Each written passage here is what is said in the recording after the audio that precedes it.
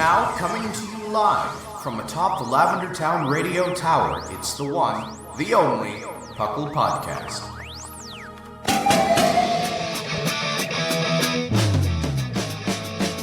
It's PoGo! PoGo! It's PoGo! PoGo! Pokemon Underground Champions League, oh yeah! PoGo! PoGo!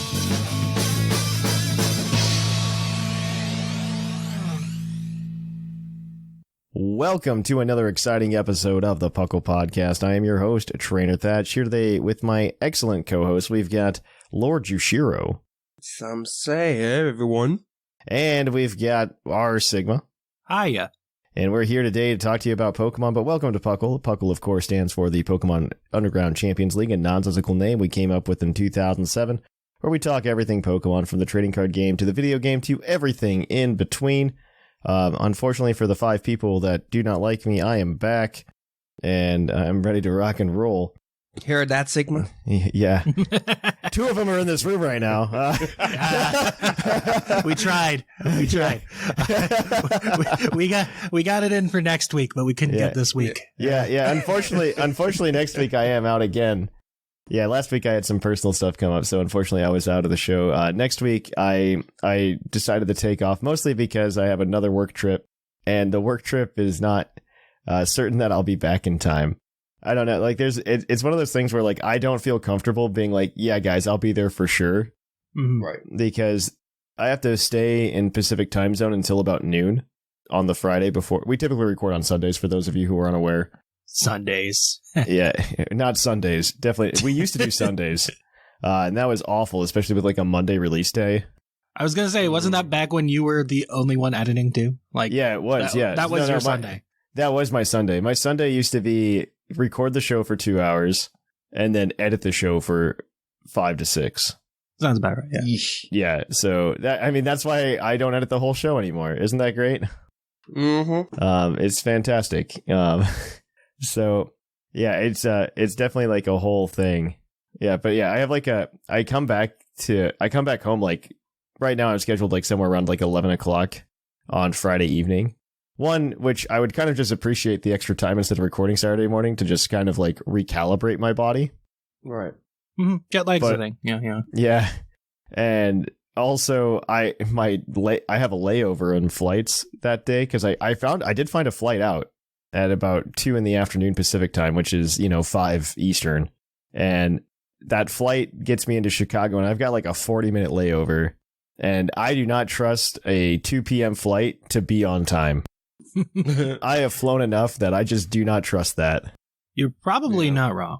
Yeah. I mean, I know that most airlines build in buffers nowadays, but like I am a little concernicus that like that 40-minute layover will not exist. And I might just get stuck in Chicago.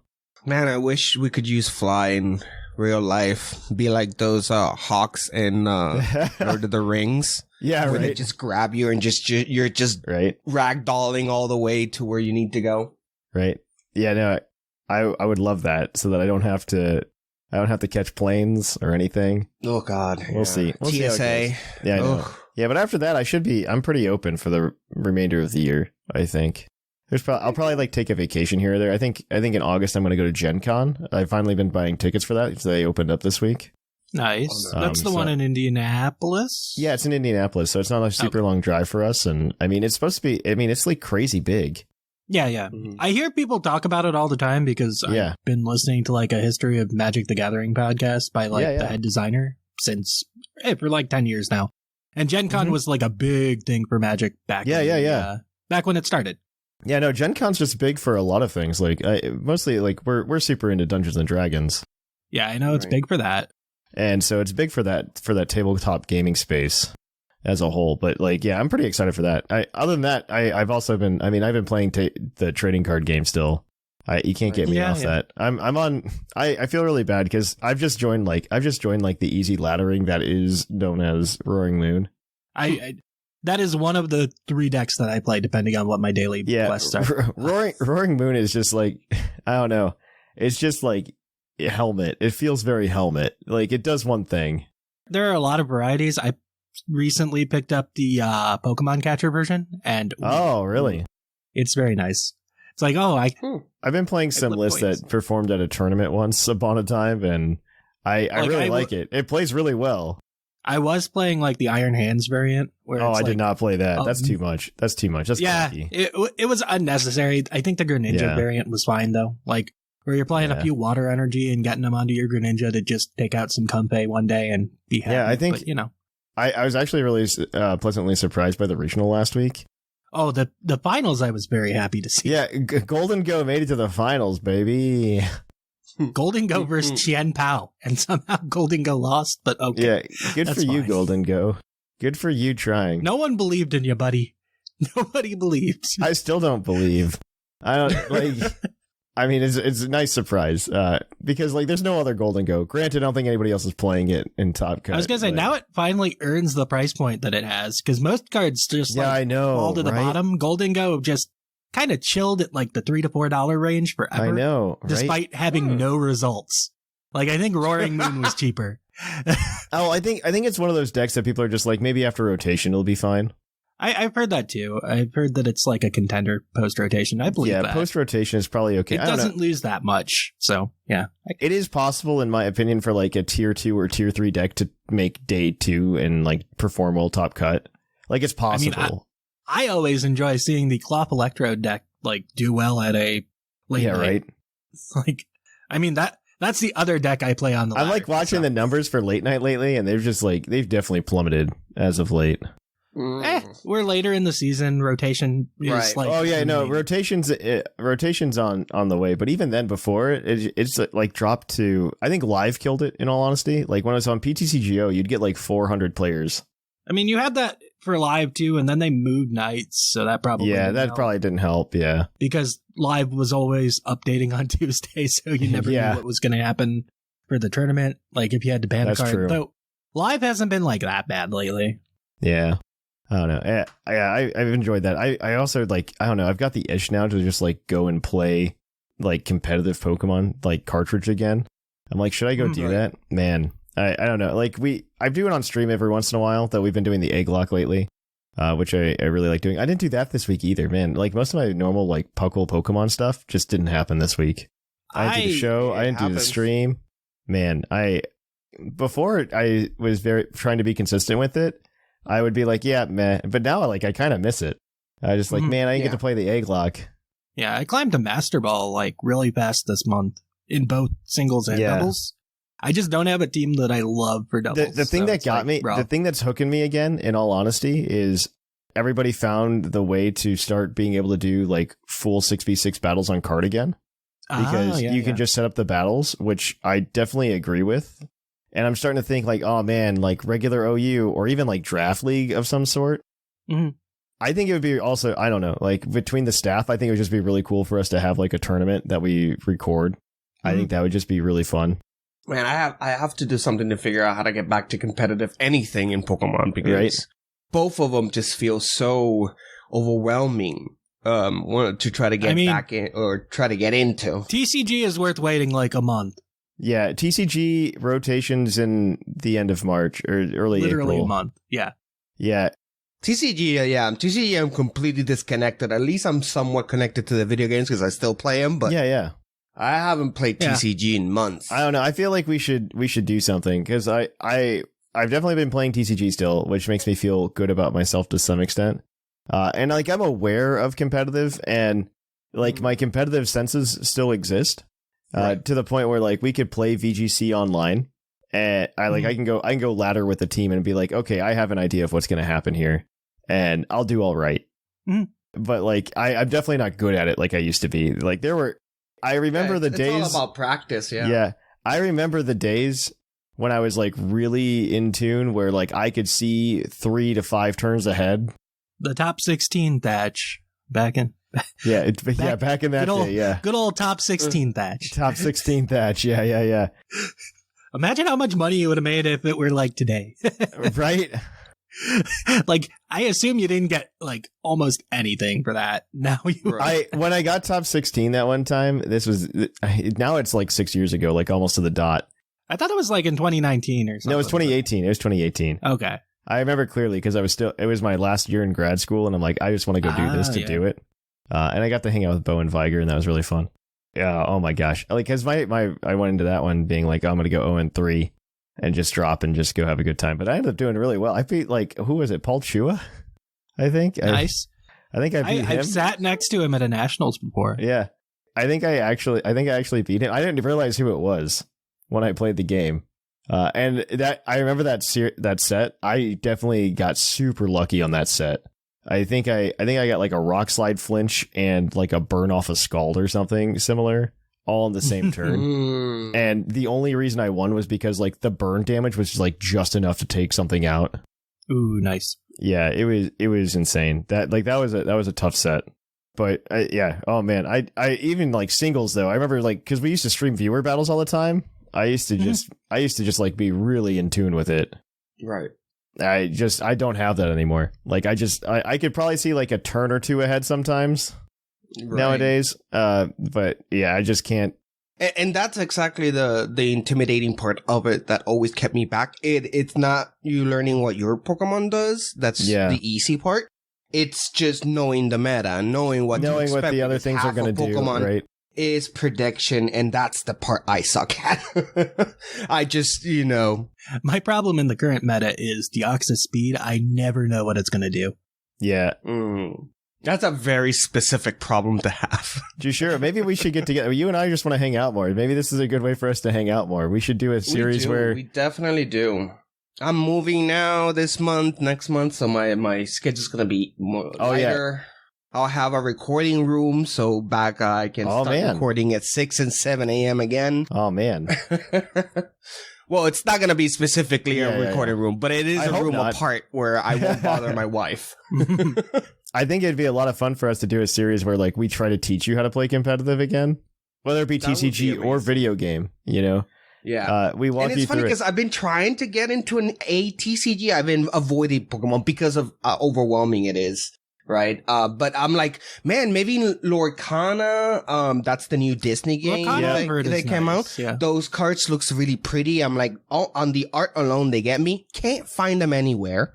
Yeah, that's the problem. So I thought, maybe Dragon Ball. I know there's a Dragon Ball TCG that it's really good. It's now rebooting into a new one. I was going to say, I haven't heard much about Dragon Ball after like Digimon and One Piece was like super successful. Rebooting. Now it's going to be Fusion something. Okay.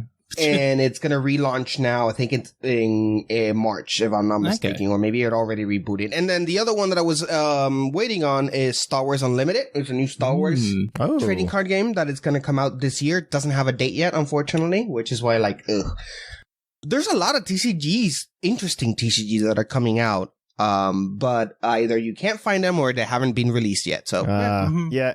Now, I mean, Pokemon's not that bad right now, in my opinion. You pick up Charizard, Jushiro, and you can just run. Oh yeah, no, I played that deck because that's the deck they give you in live. Charizard, right? Roaring Moon's really easy to run. Yeah, Roaring Moon is easy too. There's a couple easy decks, and just stay away from Lost Box, and you're probably fine. Yeah, honestly, yeah. And understanding that again, the intimidating part isn't really understanding the cards because that's I've played Magic forever before Pokemon and all that. It's the meta.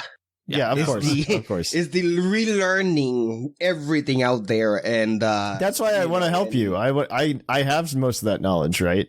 I mean, it's also why it's probably worth waiting for rotation, right? Like to some extent, like if you're going to buy physically, for sure. Right.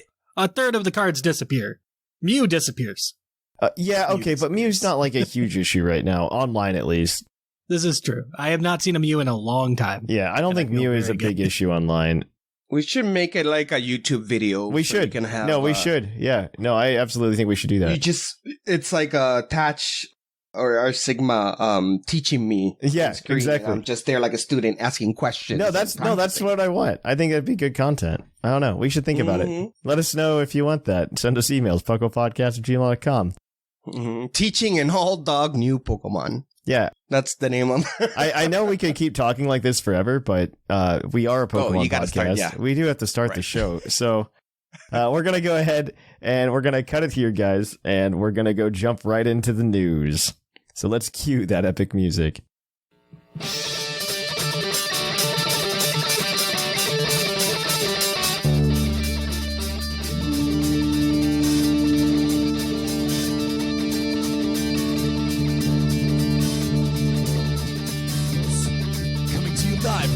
Town radio tower. This just in.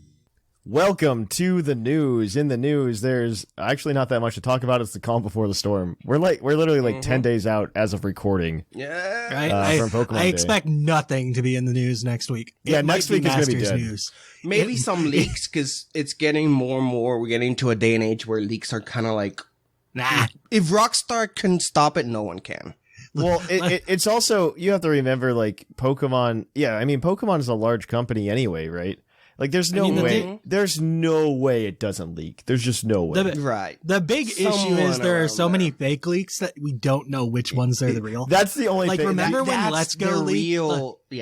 Remember when Let's Go leaked onto 4chan and nobody knew it leaked until they officially announced it? And then it's like, oh, we had these images like a month ago and we had no clue. Yeah, I wouldn't be surprised. We'll see how it goes, because I'm getting, like, the leaks are, like, all over the place right now. I have no clue what to expect. And I kind of love it. I do love that. I am very excited for that. But let's get into some news that definitely is important for people to know. Looks like San Francisco is going to be hosting Worlds in 2026. I don't know why the convention center in San Francisco got really excited by knowing that they were going to do that, but they decided to post it themselves and leak it before Pokemon wanted to announce it. So it's going to be real and exciting in like a year and a half when they officially announce it. But, they'll announce Worlds 2020. Oh wait, it's Worlds 2026. This is an extra year. There is a place between Hawaii and this. Oh my gosh, I thought it was 2025. I didn't realize the words that were coming out of my mouth. Oh my gosh. So there's a place in between this and that. Oh my gosh. That's ridiculous. Dang. Yeah. They're also going to be lighting my up. generation is starting to take over, so we get excited for stuff. Yeah. They'll be lighting up the Empire State Building for Pokemon Day. Plus there's going to be a local event in Go. Maybe Captain Pikachu? Who knows? Who knows? Because it's not for Unova is the thing. It's for the anime. It's for the anime. Don't get excited. Pokemon Horizons finally makes its debut in the US after already existing for a year in Japan. And also getting its second season already in Japan. Like, it's insane how far behind we are on this new anime. It's like we were, before the anime switched over to Horizons, I think we were only like 6 months behind Japan. Yeah, it wasn't that bad. It wasn't that bad. And now we're like a full year. I don't even know what's happening either, because the dub 1000% exists. That's because it's already like half aired in. It's already half aired in the UK and like Canada. It could be a TV deal thing. Oh no, it 100% is. It's 100% a Netflix issue. It's 100% a Netflix issue. They delayed it like 2 weeks. It was supposed to start airing like literally the end of next week, I think. Yeah, and it got pushed back to March. Probably because I think Avatar starts next week or something. Yeah, Avatar comes out on Monday, which is kind of exciting. Yeah, I'm excited for that. I'm hyped for it. I saw One Piece on Netflix, and they did an amazing job. Yeah, the One Piece on Netflix, I was actually really impressed by. Me too. Mm-hmm. I heard it. I wasn't going to watch it. I'm like, this is going to be bad. Well, because then I heard Cowboy Bebop all did the terrible. secondhand. Yeah, right. And then I heard all the second people, like, secondhand people just saying like, hey, it's really good. Then it's actually really good. It's really good. So I'm excited at what they do with Avatar. All right. Well, Sigma, talk about the other things that are happening. I think Jushiro was red. Yes. Oh, no. We're going to talk about Violet and Scarlet. We're going to sign up for the second global challenge that opens later this week, with battles being held over the first weekend of March. I should do that. I should do that. Mm-hmm. I'm going to sign up for this. Yeah, I just need to find a team. Do it. I don't have a team. I'll have to make one. I want to be Hard Trick Room Hatterene, I think. Ooh. Is where I'm at. That sounds fun. I actually enjoy this format right now in VGC. Like, the current format's very fun. I enjoy it. I just have an issue finding a team that I like. Yeah. What else is there? And then on the meta, at least the online one, the staple remover removed Archaludon was banned from OU. Thanks, Rain. I don't know who Rain. Oh, rain is the weather condition. Sometimes clouds get really heavy, Jushiro. and they decide to leak water. When water and compression meet. Yes. Yes. Yeah. But it's because it's because it's got a move. Its signature move, the parabolic shot. Is that what it's called, or something like that? What? Oh yeah. The hyper beam, but it's electricity. It's not hyper beam. It's more like a meteor beam, but electricity. Right. Except in rain, it's better. In rain, it's only 1 turn instead of 2. Exactly. Yeah. And you have stamina because you have stamina as an ability. Yeah, ridiculous. But yeah, I completely understand why it is. That makes sense to me. Yeah, no, it makes sense. It is a very good Pokemon. Yeah. All right. Well, keep going, right. Sigma on Pokemon Go. Pokemon Go. Lots of stuff is happening because that Sinnoh Tour is happening this weekend. So there's a bunch of Sinnoh-y stuff happening leading up to it. There's a code out there to get you a Rotom quest, like if you need a Rotom. So I might there's actually lots need of a raids Rotom. happening all week. I might need a Rotom actually. I don't know. I think they only released it like once at a live event or something dumb like that. So you probably do need a Rotom. Yeah, this is like the only time. Like I don't know. This is like the time they always do the events during the time of year that I don't play the game. Pokemon Day is such a rough time to have an event because you never know what the weather is going to be. Dude, there's 3 inches of snow North outside. America. I'm not playing Pokemon Go, okay? I think it's supposed to be like 50 next week, so maybe it works out for me, but I'm still not doing it. I don't know. Right. But yeah, since there's like a million legendaries in Sinnoh, like different raids are happening all week. So yeah, you can look into that. And then there's also the ticket for the Shiny Shaman if you want to get that for like $5. I might do that. It's like a year-long quest you have to do, but yeah, no, I like those other the year-long ones though, because then you always have something very to good. do. You just always have I very something much to do. agree. Like those it's are nice to have that goal. It's a good goal. And for something as big as a shiny mythical, I think that's fair. Yeah, I don't disagree with you. I'm not touching it this time because I actually sat through the resets in BDSP, so I have a Shiny Shaman in my Pokemon home. I don't need this one, but makes sense. It's me now. In the TCG, hi. The May TCG set is going to be called Twilight Masquerade, releasing on the 24th and likely featuring Blood Moon, Ursaluna, and Ogerpon, which is to be expected because they are going to be legal for NAIC weekend. So that makes sense. NAIC's early this year. Yeah, NAIC is early. Where is it? It's in Louisiana. That's right. Yeah. So everybody can stop complaining about going to Ohio, I guess. And Temporal Forces, which is the next set that's coming out.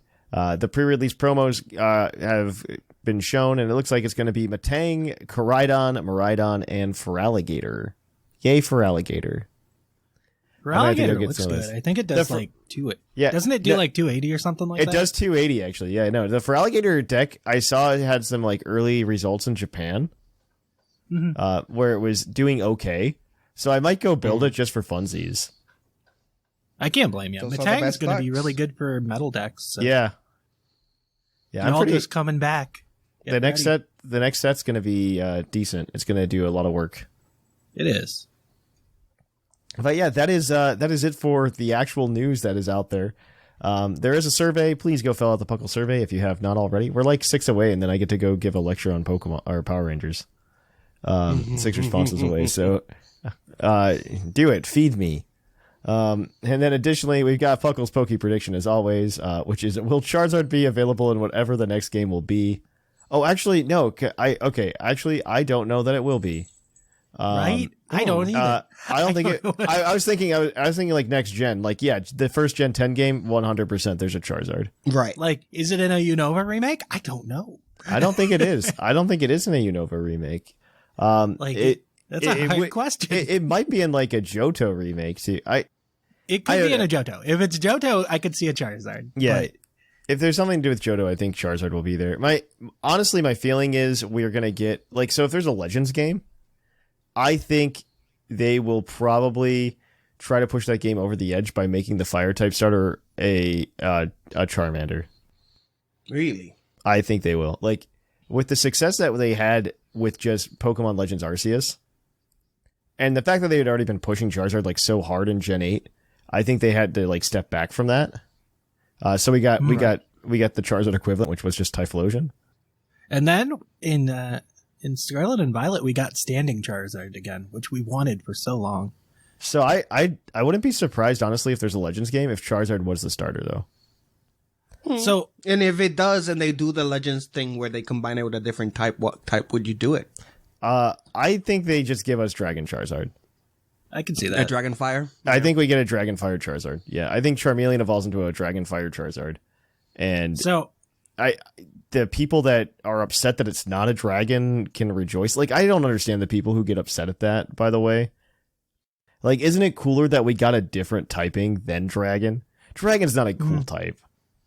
Like, it's not a cool type. The internet is Thatch. I know. It's whatever people want. Like, I just think, like, people that are upset at Gyarados for not being dragon type, they could, like, I don't understand. Like, flying water Gyarados is kind of cool. It is kind of And cool. it's a great type to combat. I mean, if you don't fight against an electric. Yeah, it's fine. Very good. It's fine. Like, I like it a lot. I think that, So, I think, like, game design-wise, it's really fun. Like, my curiosity is, are they going to do regional evolutions again, or are we going to go to convergent species starters next time? No, not convergent species. I think that's I think that is a step too far. I mean, I see a world where we get that Fire Snivy eventually. I don't think it's going to happen. I really think that maybe like down the road. I don't think right now, because regionals are such a good hit. I mean, we still got regionals in Paldea on top of convergent species, and honestly, I think three. I think Wiglet. Yes, I don't disagree with you. I think Wiglet and Toadscruel really exist, honestly, to help drive home the point of Paradox Pokemon, which are these are different Pokemon, but they look the same, right, throughout the gameplay. I love Wiglet, but it is definitely the weakest of the three convergent species we have. Yes. So. Wait, three? We have two. We have two convergent species. We have Poltergeist too. Oh yeah, Poltergeist. Yeah. Oh right. I like that one a lot. I like that one. That one's good. Evolution. I like that because that one's really good. Exactly. Like that one, a lot of thought put into it. I like that one. That one's fine. I think convergent evolution is fine. I really think it's fine, but I think regional forms are better. I think convergent evolution it's fine, but they really need to, like, for example, Wiglet, they really did hammer in too close with Duck Trio. Yeah. If you like convergence and evolution in nature, it's about them having similar features but not being the same Pokemon, the same animal. For example, bats and birds arrive convergent evolution into flying, but they're not related, right? Bats are mammals, birds are birds. So, but they got there through the same method. So I want to see that, like, not the same Pokemon, just different types or made out of toad, mushrooms and stuff. I mean, I just want them to have something that's different. Toadscruel is a better convergent. I like Toadscruel is better than Wiglet. Wiglet's definitely the worst. I love it. I use it as my Switch icon, but it is the worst. Yes. Of the three. But so Wiglet works because of how ridiculous it is. I don't know. I just think I think it's just kind of like Game Freak's way of kind of being lazy about regionals anyway. Is convergence. Right. I think based on the fact of how many regionals we got in Legends Arceus, if we got a Legends game, I think it's just going to be a regional. I don't think we're going to get convergent starters. I don't think that'll happen. I see it also, I did enjoy a lot that they made regionals have their own Pokédex entries, which I think is. I think there's also just like the hype at this point too. Like if you see a Pokemon become a starter in a Legends game, you know it's getting a new final, and that just builds the hype even more. Right? Now they did ruin the ability of the Pokemon Company to put three starters together that were not related in promo images now. Because I remember when they put out the Indigo Disc trailer, and everyone's like, "Oh, these guys are the next set of starters for a Legends game." It's like, "Oh no, stop it! That's not. You are awful. Don't do this." I wouldn't be surprised though. Like next Legends game, Charizard. Like I would not be. I could see it. I would not be surprised. I would also appreciate like a Torchic, but you know, I would too. But I think Charizard is. Or I think Charmander's the one that's going to happen. Greninja, and I'm thinking about the third grass type. You're going with all the coolest things, so give it to Sceptile. Well, they might as well. Might as well give it to Sceptile. Snivy. There we go. I wouldn't be surprised if they gave us, like, as underwhelming as it would be, like one of the Gen 8 starters in the next Legends game. Because we did get Rowlet. We did get Rowlet, you know? Right. Oh, I think the Pokemon Company is very aware that they're like the weakest set of 3. I think the Pokemon Company is aware. Which one? The Gen 8 starters. Like, they're just the weakest set. I think they are. They are? I think, like, in terms of like, design. I like Rillaboom still, but, you know. Yeah, I like them. I don't think Sableye. Okay, you can say you like them. All starters are, like, better designs for Pokemon. But we're not doing this episode today, but one day we will. But when you're talking about, like, if you compare all of the starters together, I think the Gen 8 starters are just all some of the weakest starters that we could have had. Interesting. I think Gen 7's not great either, but kind of. That's where I land on. I think Gen 7 outside of, like, Rowlet. Yeah, I think they have Rowlet cool. And they have Incineroar, which... that's true. Regret. I mean, I've grown on Primarina, too. But that's true. I don't think Poplio's that great of a starter. I think when you look at just like the base starters, like as groups of 3, I think they really pop just because they went very strong on the colors with those 3. Right. Like Johto is one of the weaker ones too, but Chikorita really brings that down. I'm not. It really does. I like Cyndaquil a lot. Like Totodile's fine for me, but Chikorita is sad. Well, I'm going to cut us off here because we've gone off the Charizard course, which is fine because we don't need to talk about Charizard that much. But we're going to go ahead. We're going to stop it here, and we're going to go to Puckle's Poke Quiz, where we're going to quiz your co-host on their insane Pokemon knowledge.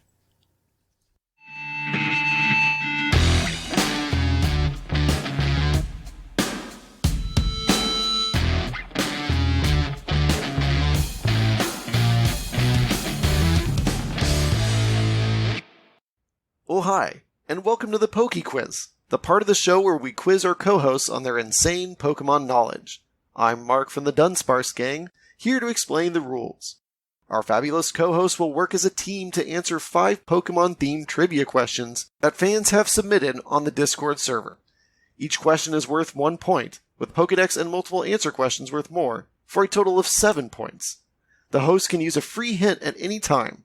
If they get all the answers correct and do not use the hint, they can cash it in for an 8th point. Welcome to our trivia. Thank you for that introduction. We're going to jump right on into it. Our first question this week is going to come to you from the British Gent.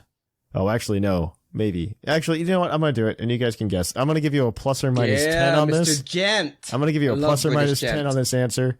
Let's go Ranges! According to Bulbapedia, how many volumes of the Pokemon manga have been released? Volumes of the Pokemon manga. Oh, snap.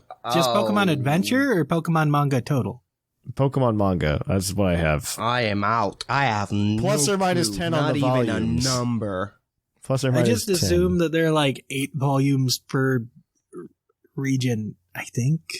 I know box sets exist, and I think there's like 8-ish volumes in a box set or something like that. But Yellow exists as its own thing. Holy snap. I'm gonna round it up to 10 per generation?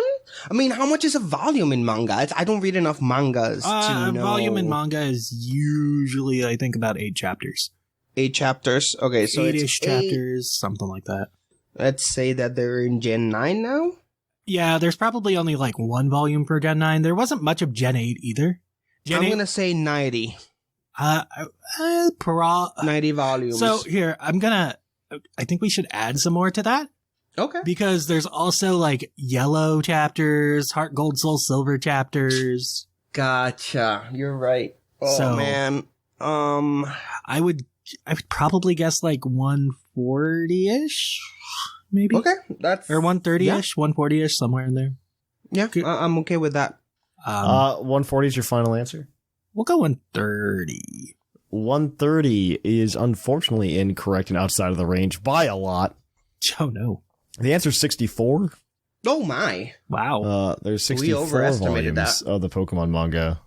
But yeah, I don't have the list in front of me where I would tell you. Huh. Okay. Well, all right, moving on. Our next question is going to come to you from, I believe, Wyatt White. In Pokemon Go, teaching Pokemon the right attacks can be a gamble when they know multiple different attacks. Which Pokemon learns the most attacks? Both fast and charge moves combined. Oh, no. I have no idea. Today's tough. What's a Pokemon known for knowing lots of moves? I guess Mew? But I don't know if it knows the game. I don't know if it has moves in Go. Go learning moves is like a completely different thing. It might be Charizard because it had 2 community I'll give you the days. free hint that this Pokemon has 39 moves total. Wow. Wow. Like, Smeargle's cheating, so it's not Smeargle. You can't teach it moves. It just comes with them. 39 moves. That's a lot. That's a lot. The only thing that pops into my mind is Mew. Mew doesn't attack? No, it attacks. It just doesn't, like... learn stuff? I mean, we could probably try Mew. Like, it's the one in the regular games that would have that many moves, right?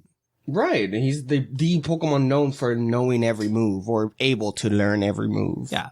Right? That's his gimmick. So it would surprise me if it's not Mew, but I don't know about Go that much. Yeah, I have no clue when it comes to moves, so... So Mew? Yeah, I guess so. Mew is correct. Good. Mew I'm glad they got that lore correct. Yeah. I'm glad they had that lore correct. Well, you guys are 1 for 2. Your next question's your Pokedex entry question, as always. This one is going to come to you from Smeargle19. Its Pokemon Violet entry reads, when defending its friends, this Pokemon will stand up to any opponent, no matter how strong, but is powerless when faced with an empty stomach. Who's that Pokemon? It did say who's that anime protagonist, but I wanted to make sure I didn't confuse you. That sounds like a dog Pokemon. Hungry and loyal. Yeah. Or useless when hungry, but loyal. Fido? Maybe? It's in Violet. It could be that. Sure, let's go with Fido. I can't really, because the other ones... It's a dog that is food. Right. So you're going with Fido? We're going to go with Fido. Fido is unfortunately incorrect. Your next entry is, its Pokemon White entry reads, whatever it eats becomes fuel for the flame in its stomach. When it's angered, the intensity of the flame increases. It is fire. Could it be... flame in its stomach. Growlithe? Could it be Growlithe? Growlithe? Yeah. It's in... like, Pokemon White doesn't tell us much. It just tells us that it's in the first 5 games. Yeah, I mean... and then, to me, it still sounds like a dog. So, Growlithe. Yeah, that's the only one I can think of, yeah. Growlithe? Growlithe is unfortunately incorrect. The answer is Pignite. Why is that protecting things? Why does that need right? Yeah. Okay. Yeah, because nobody cared about it. We never learned its entry. I wouldn't know. I never picked it. Yeah. I just got its dex entry and moved on. Okay, you guys are 1 for 3 right now.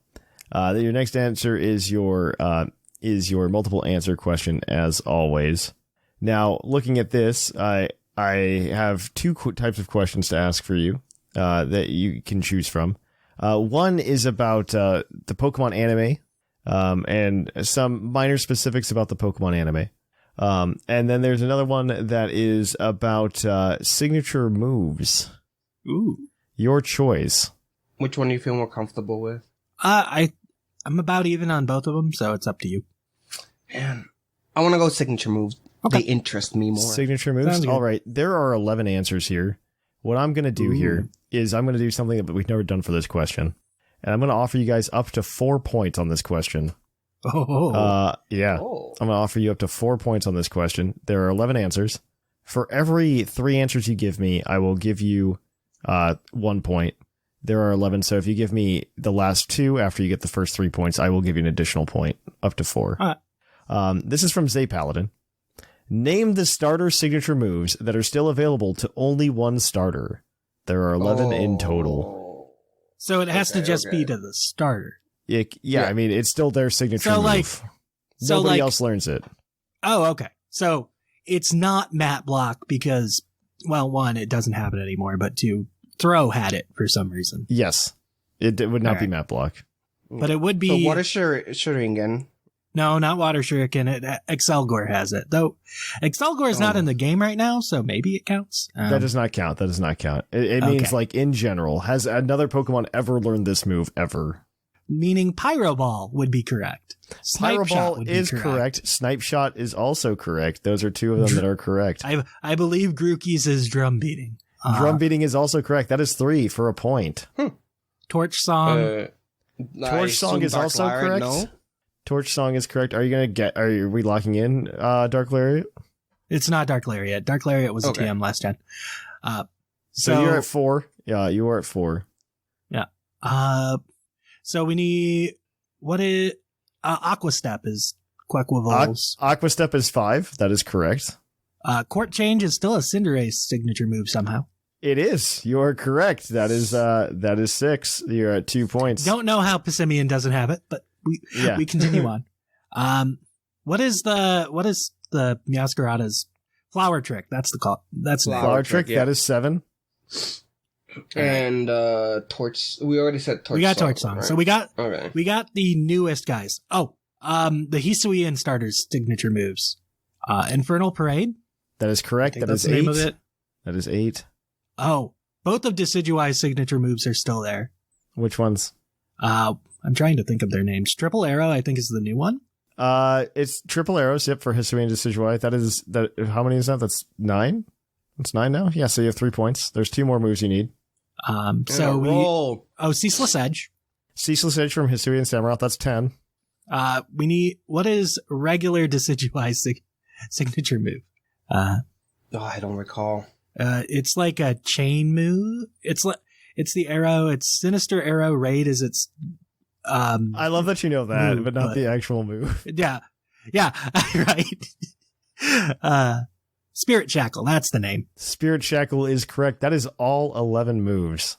Wow. You did that. That is 4 points for you guys on that. I don't know how. Awesome. Actually, there is not a new Archer. That's why Spirit Shackle hasn't been given out. Exactly. They haven't had the crossover with Pal World yet. I was going to make a Pal Word joke and I stopped. It's like you might have been able to get it on Iron Valiant, but did you need to? No. We're good. No. All right. Well, you guys are 5 for 4 now. Your last question is your base stat question, as always. This one is coming from Fiamon. What poison type Pokemon has the highest base defense? So we can use a hint here. My initial thought is probably Toxapex, but right. You want to use the hint? Yeah, let's do that. The hint is useless to us. This is a Gen 9 Pokemon. Ooh. So poison types in Gen 9 with high defense. Revavroom might be up there. Because it's steel, yeah. It's a steel type, so what other poison types in Gen 9 are there? I don't think there were that many, or were they? Oh, I know it's not the Paradox Pokemon because it's Iron Moth, and Iron Moth is not known for its defense. It is a fast special attacker. So right, and the other poison that I can think of is the monkey, which I forgot its name. It is not Grafaiai. Yeah, Grafaiai. It better not be Grafaiai. Yeah. There's a lot of regional. There's a lot of poison types in Gen 9. Actually, really? It's not Clodsire. They introduced Clodsire a lot is a special in the DLC. Oh yeah, there are 3. There are 3 guys in the 4 guy. Oh, it's Pecharunt. Which one? The mythical, the Peach, mythical Peach. It has like an 88 in all stats except defense, where it's 160. Yeah. Oh, then there it is. Yeah. Pecharunt is correct with a 160 base defense. Next up is Toxapex with 152, followed up by Mega Venusaur at 123, and then both Weezings at 120. Okay. So yeah, Venusaur does better than I expect. Well, yeah, Mega you guys Venusaur, got 6 points there today. Though, yeah. 6 points for you guys for doing that. So let's go ahead. That does change up the standings, I think, maybe. It does. I don't know if we added the points from last week. I don't know. It was not me. All right. So in first place, we've got Whimsicott with 15, followed up by Cloud9 with 14. In third, we've got Jushiro with 13. In fourth, we have our Sigma with 12. These are all the people who've been on the show twice this year. And then you've got Seth Vilo in fifth with 8. Lydian and Sublime are tied with 7.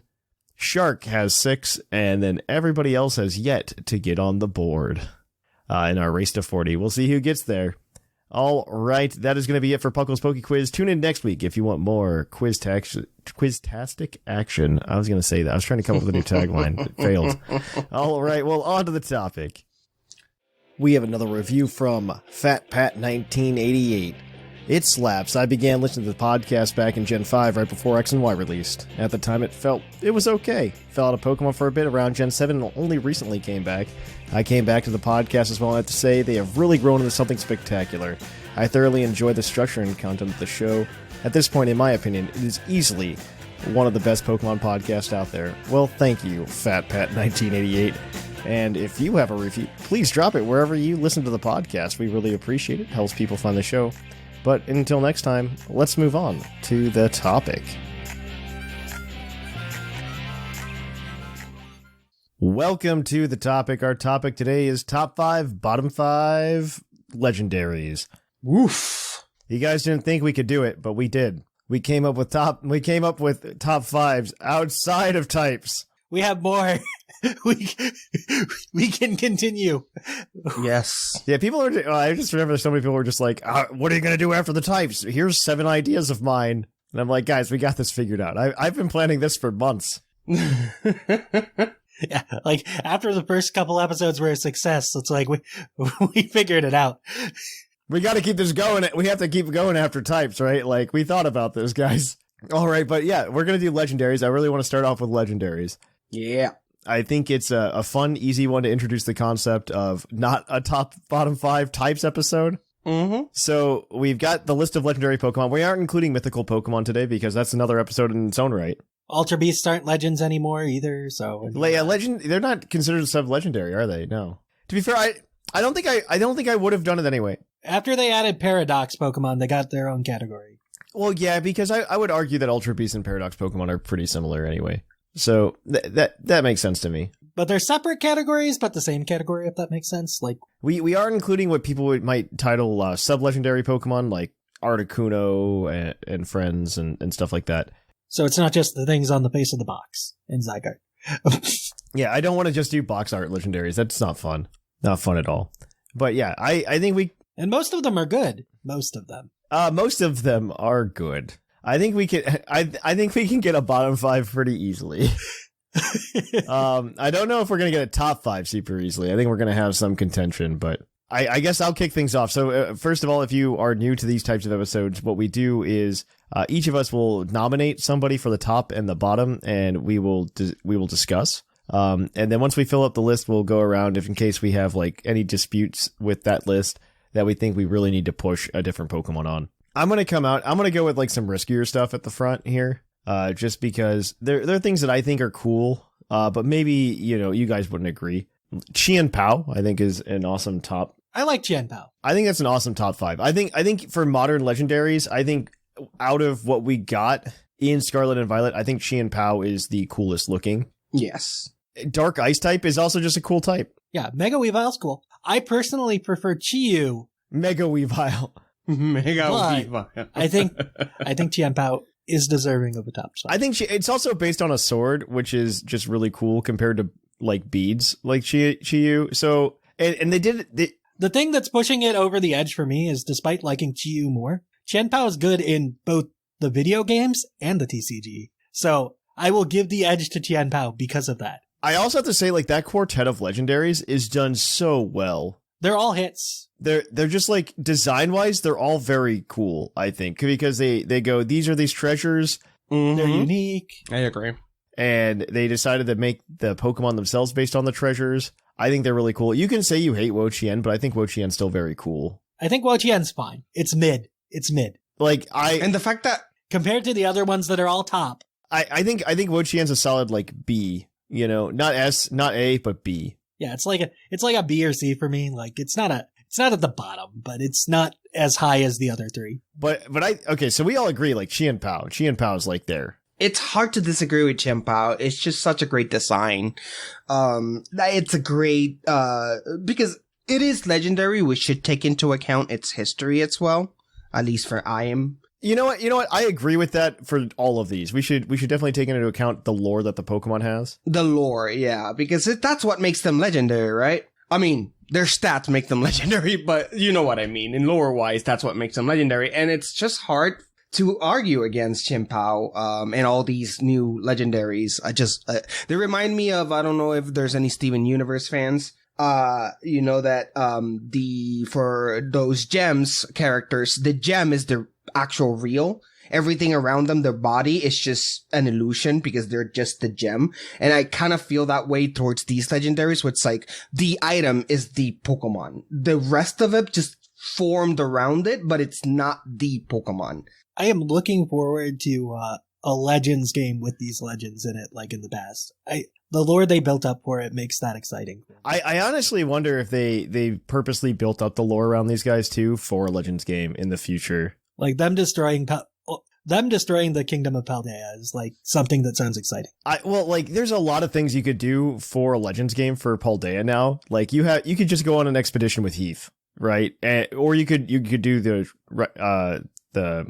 Treasures of Ruin. Like there's a lot you could do. But yeah, okay. So we all agree. Chien-Pao. Yeah, Chien-Pao, right there. It's there. It's top. So bottom, I think we talked about it at the beginning of the show, like Cosmoem / Cosmog. Like, do we care? Like, Cosmog is probably better, but like Cosmoem. I'm okay with Cosmog.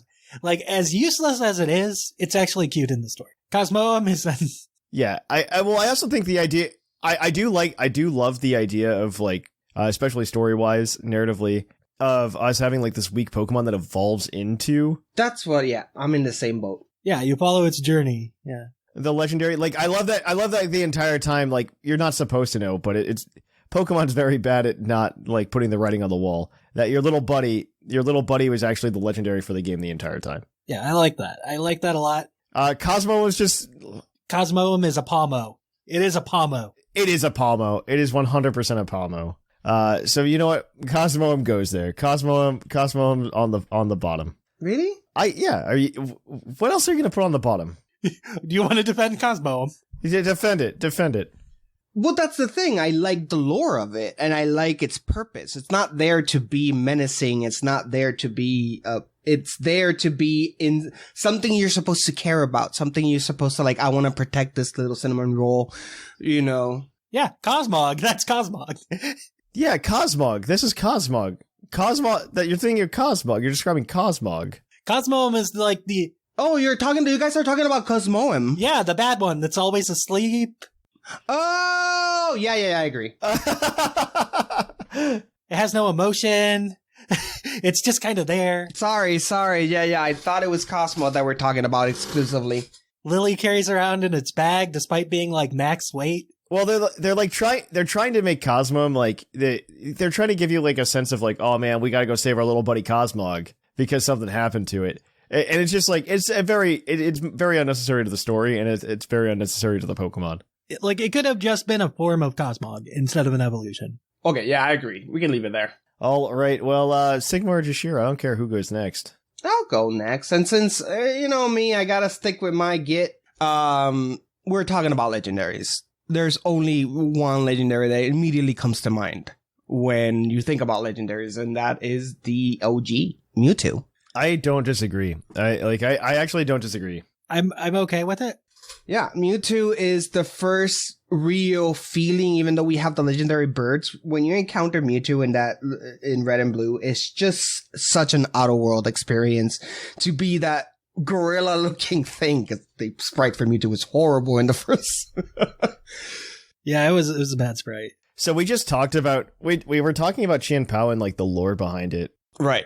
Mewtwo had lore. No. I'm not saying Mewtwo doesn't have lore, because you can obviously go to like the Burn Mansion in Cinnabar, and there's a bunch of books and stuff. It has way too much lore at this point. It has more lore than Lugia. Right. I think it literally just like demonstrates the change in how Pokemon games have been built as of late, because you look at Chien-Pao and we get the whole story explained to us, right?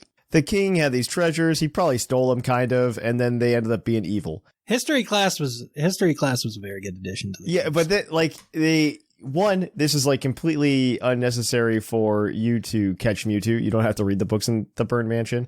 And even then, it's still super vague. It's just like, yeah, we tried to make this thing, and it escaped. The movie helped add to the prestige of it too. It did. But like, I don't know, you look at Mewtwo and you're just like, yeah, we gave it, the bare minimum lore here, guys. I mean, it's not the bare minimum. Like I said, Lugia exists. Yeah. Right. And we do even know its birthday. We know Mewtwo's birthday. That's true. Back when they also like referenced like real world places and Pokedex entries. I agree Mewtwo should be on.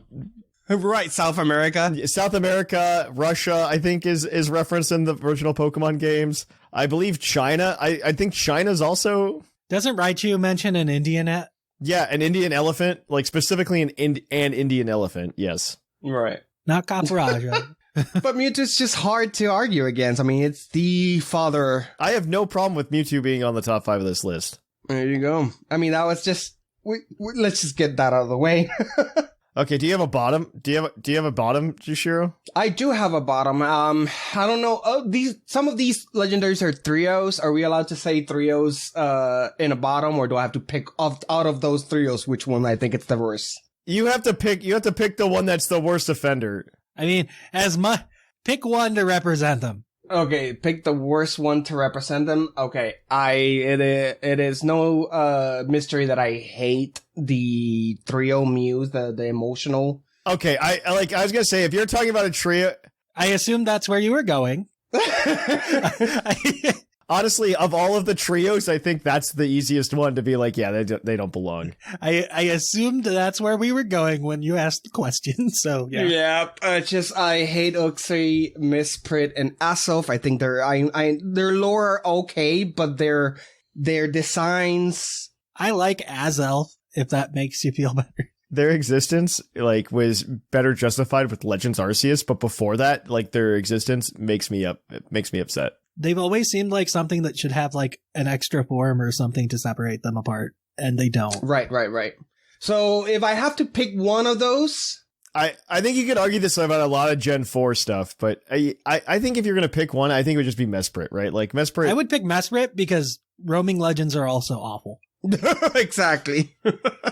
So Mesprit. Uxie's my least favorite, but Mesprit's probably the worst one, just because roaming legend, middle of the line stats are also just kind of not great. I don't know. It was another one of those Pokemon too, where it's kind of like follows up with the Cosmo, where it's just like, we really tried to do something here with the story, and we just missed spectacularly. Right. Because they're trying to hype up like, oh, Azelf said hi to you, but like they try to pull a Tapu Koko. Mm-hmm. Right. And it just like really fell flat. Like, I don't think the story really followed up with it. And to be fair, early Pokemon really didn't want to add that much. They wanted you to have your own experience. Mm-hmm. Yeah. Nowadays, like modern Pokemon is just like very much over your head. Like, this is a legendary for this reason. And the fact that they only had one type and it was Psychic, for the longest time, people would just. I'm really upset they didn't get retconned with Fairy. Like, I am really upset they didn't get retconned with Fairy. Like, even if they were all just, like, Psychic Fairy, I think it would have been really cool. Damn, you know what? Now that you say that, if they do ever retcon them to Fairy, that would put them one tier up. Yeah, right? It would, but they didn't. Because it would make more sense. Otherwise, they're just bad copies of Mews, and for that, we have Mew. You are correct. You are correct, though. I knew exactly where you were going with that. And I'm like, yeah, no. Well, Sigma, I think it's your turn. Well, so we're all in like very angry agreement. You mentioned a Pokemon during that last one. You mentioned a Pokemon, and I do think it's top 5 material. My favorite of that group is Tapu Lele. Coco represents that group way better. Tapu Koko deserves to be up there, right? Like, I like that. Like, the theme so far has been like, if there's 4 of them, it's probably better than if there's 3 of them. Right. That's mostly true. There's a set where that's not, but you know. I think it's very funny that seems to be the case. I don't have much love for Tapu Bulu, but like Tapu Koko is really well handled. It's story wise, lore wise, like they did the whole like, oh, you're special because this Pokemon likes you thing, and that's pretty much all they gave it. Yeah, and then you get to battle it after you become the champion. That's really cool. They took that away, but you know, that's fine. You know what? I'm gonna give you Tapu Koko. I can't fight against Tapu Koko. I think the terrain abilities were really cool when they were added. It's shiny, looks amazing.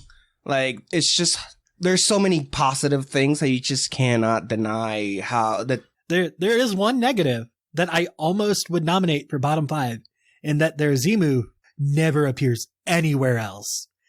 Never made it to the TCG. Guardian of Alola is so bad. I'm okay with that Z move not seeing the light of day. Mm-hmm. Okay, so like this is like a really stupid complaint about the Tapus. Because they made this really cool product. Like I used to sometimes like pick up like the Pokemon action figure toys because sometimes they're really cool, especially if it's like one of my favorite Pokemon. Yeah, I understand that. And so Tapu Koko, like they came out with a Tapu Koko figure. It's actually on my shelf behind me right now. But and the coolest thing is it would do the thing where it would like close up into his clamshell. Oof. And so all of the Tapus like can do this, right? For the Guardian of Alola attack. Where they become the head of the giant golem of light. Where they become the head of the giant. But unfortunately, like because of the designs of the other Tapus that aren't Tapu Koko, it's really hard to make a toy that'll do that.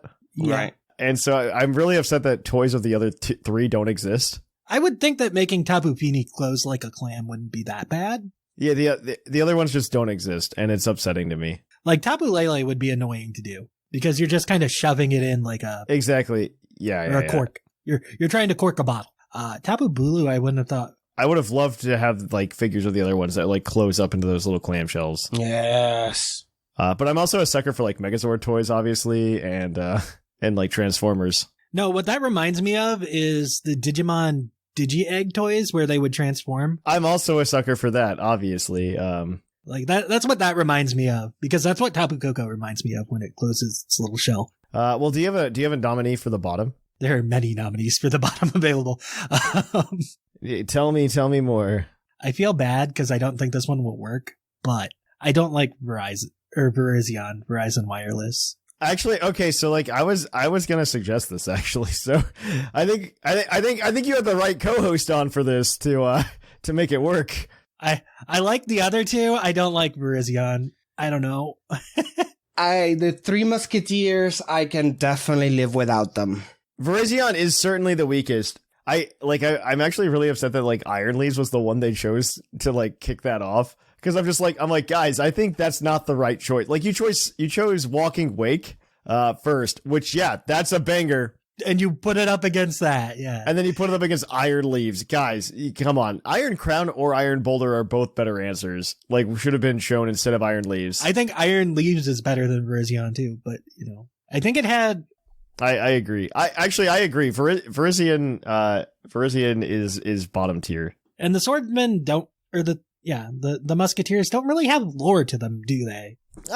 It's not like it's more like it's not that I can recall. It's not great lore. It's like right on the If it's like lore, it's like almost on par with like Mesprit, where it's just like they protect Unova. They feel kind of like the Calyrex lore, where they're like they protect weak Pokemon. They're here. Yeah, I think you're exactly correct. It does say something that my favorite of those is just Keldeo, which is not even a legendary. It's a mythical, so which is a mythical, which can't make it here. Yeah, you aren't wrong. The other issue I've always had with them is that they're Musketeers, right? They should have been in Kalos. Why weren't they in Kalos? Kalos has no sublegends. Yeah, that's a good question. I mean, I guess they didn't think Kalos existed at the time. Kalos doesn't have sublegends. Like, and there's 3 Musketeer Pokemon. Like, what happened? But yeah, no, Verizon. I'm sorry, buddy. Yeah, the Swords of Justice lore. Just so they do have some things apparently. Were they from the movie? And they're not even the only legendary trio from that generation. No, I don't know. That's no. This is from the game. Yeah. The Swords of Justice have challenged humans according to the legend in order to protect Pokemon from losing their homes to human expansion. According to legend, the 3 Swords of Justice distrust humans because of a war that endangered Pokemon living in Unova. The war between 2 human factions resulted in a forest fire in the Moor of Isurus. I'm going to say that wrong, but yes. The lives of many wild Pokemon that live there were endangered because of it. But yeah, Terrakion shaped the earth and created a passage by which to escape. Verizon used its speed to shield the Pokemon from sparks and embers. So it didn't do anything. Okay. So it didn't do anything. Yeah, the grass Pokemon protected them from the fire. I don't believe that for a second. Yeah, while the leader Cobalion ushered the Pokemon to safety. Despite their efforts, the forest eventually burned to the ground. However, amongst the ashes, the three came across a lone Pokemon known as Keldeo, who was separated from his parents. Oh, it's all Keldeo lore. This is all just Keldeo lore that became their lore. Oh my gosh. Keldeo is the main protagonist of that trio. The trio adopted Keldeo into their group and taught it knowledge and moves necessary in order to survive. I don't for a second believe that Virizion was fast enough to stop fire. That thing would have died. Get out. Those are all lies. That is propaganda. That is Keldeo propaganda. Get it out. Get it out of here. Yeah, that's propaganda. All right. Okay. Well, I guess it circles back to me. We're just all in, like, we haven't had a disagreement yet, which is shocking to me. Okay, so I'm going to nominate for top. If in the top, we've got a lot of options. It's getting a little bit weaker, I think. There are a lot of good options still. Yeah. There's a lot of options here. I think some are weaker than others. I'm going to do it so I can get shot down immediately. I like Lugia, I'll even argue Ho-Oh. I think they're both pretty cool. Ho-Oh has lore to it. Lugia does not. Oh, you got to choose there because. Oh, no, Lugia. No. Okay. If we're gonna, let's take into account the lore of Lugia. I'm going to be a little bit meta as well. Okay. Disturb not the harmony of fire, ice, and lightning. Is that what the lore is? Lugia was not created for the games. It was created for Pokemon the movie 2000. Yes, it was. It was created for that movie. It was not created for Pokemon Gold and Silver, and that is why it does not have lore in those games. Ho-Oh was intended to be the probably like the Mewtwo of Gen 2. Like Ho-Oh 100% was the one. Lugia got ham-fisted in because Lugia's design is really cool. It has hands. Everyone likes hands. It can swim now. Yeah, well, you know what the cutest thing is too? When you catch Lugia in Scarlet and Violet. When you catch it too in Scarlet and Violet, its Terra type is actually water when you catch it. As it should be. That I was gonna say, I hate that it's not water. I've always hated that it's not water. I hate that it's been psychic. So the creators agree with you. Good, they should. It's a shame. But if we remember Gen 2 Pokemon, they wanted Lugia to feel like a powerful Pokemon. Okay. They go, what's the most powerful type in the game right now? And the answer is Psychic. But it didn't need to be flying. So they go, Lugia has to be a psychic type. It's also a bird because it's meant to be the master of Articuno, Zapdos, and Moltres. So it's got to be a flying type. Which, again, Ho-Oh could have done that too, but it's okay. Ho-Oh kind of can, but can't because it's also a fire type like Moltres. I think that's the only reason it doesn't really fit into the lore that well. We don't have a Galarian Lugia. That's also a problem for me.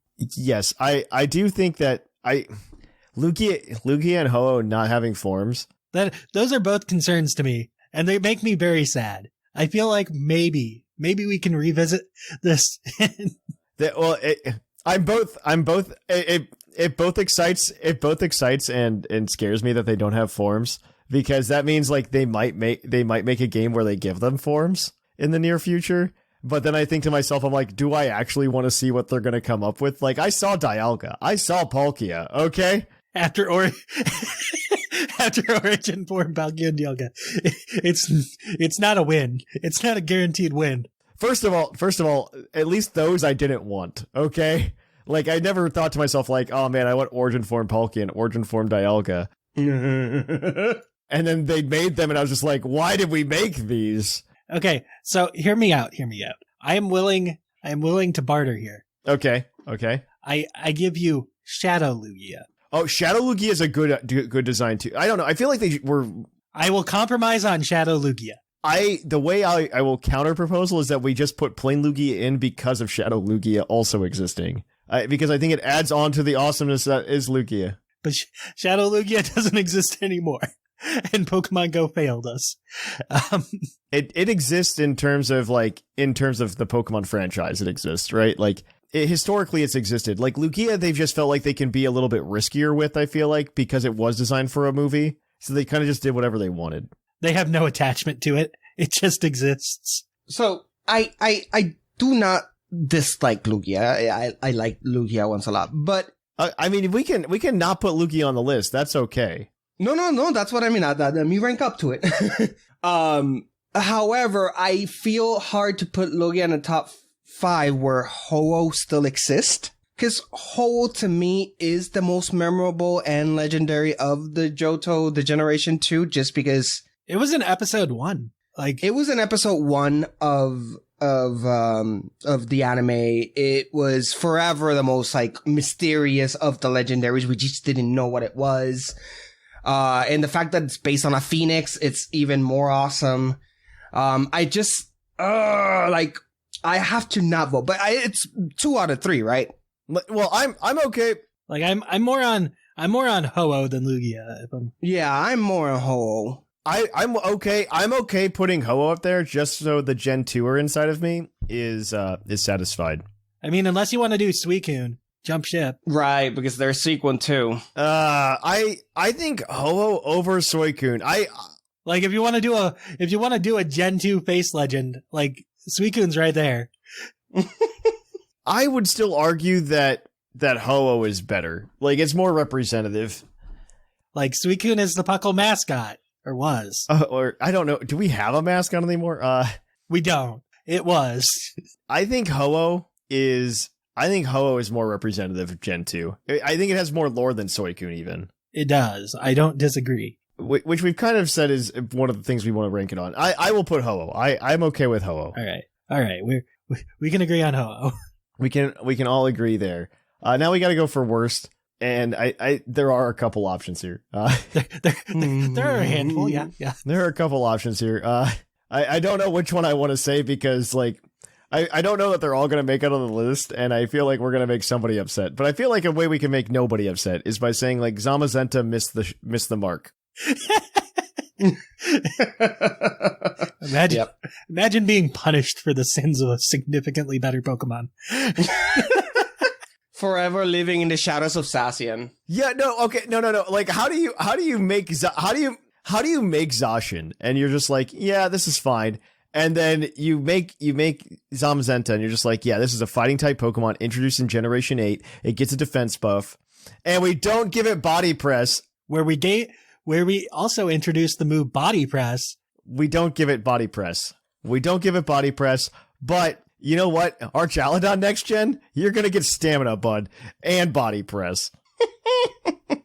Like, how do they not give it body press? Like, this is insane to me. They finally did this gen, but, like, it's a little too late, because now it doesn't get the ability every switch in, because Zacian broke that.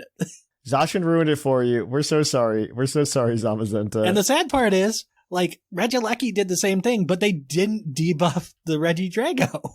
Zamazenta, I feel like, is just a bad Pokemon. And I don't know, like, I think I mentioned this like a couple episodes ago, but I really feel like when they were designing Gen 8, they really started with Zacian and didn't think anything farther.